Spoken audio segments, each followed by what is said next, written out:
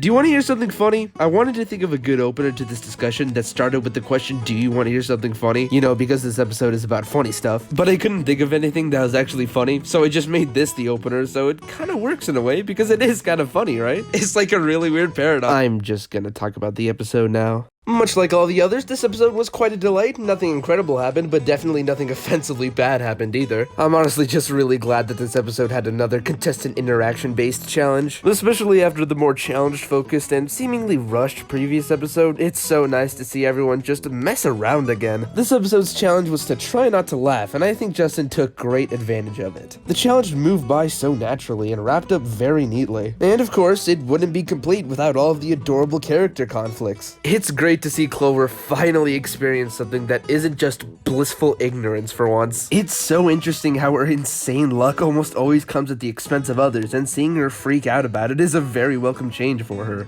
I kinda wish the floor stage fight was explored a little more. It's a funny idea since he technically is the stage, but it gets resolved a bit faster than I would have liked. He kinda just loses his stage fright pretty quickly for someone who needed to spend 20 minutes away from the challenge because of it. But moving on from that, I love how Yin Yang now knows how to switch between their sides thanks to Candle. I really want to see them take advantage of this power more because it's just fun. What more reason do you truly need? Also, this episode served as a great public service announcement of how amazing Bo is. She is just a delightful ball of energy that is just always a joy to watch, and it's like this challenge was just made for her. And because of that, she was definitely the highlight in the episode. Just spaggers, okay? What more could you possibly need in your life? Tea Kettle, Balloon, and Nickel's dynamic was really interesting in this episode as well. At first, I was a little annoyed with how we have the second episode in a row where the Seekers get a bunch of screen time, but I think it was used really well here. Their dysfunctionality was really well presented, and because of it, their loss in the challenge makes a lot of sense. Since Nickel doesn't believe in Balloon's abilities, with good reason, he kept him from embarrassing himself in the challenge. Nickel spared him from guffawing in laughter by just saying a joke that he knew Balloon would just chuckle at, which is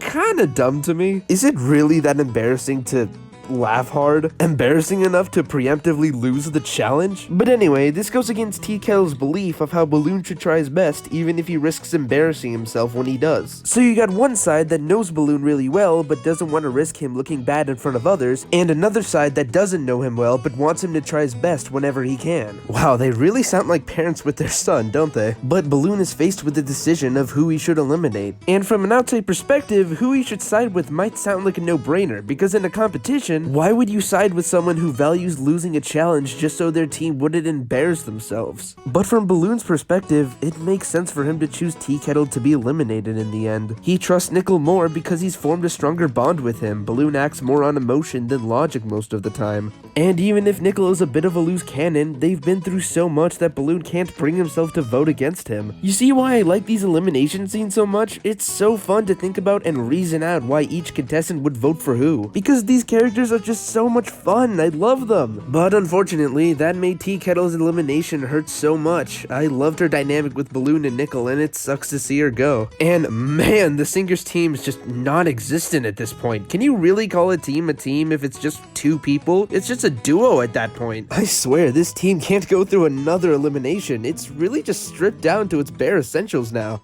But yeah, at the end of the day, we have another solid episode of Inanimate Insanity that fits very nicely alongside the rest. So, you want to hear something else funny? I wanted to think of a good ending to this discussion that started with the question, do you want to hear something else funny? You know, because this episode is about funny stuff. Hey, don't cut away!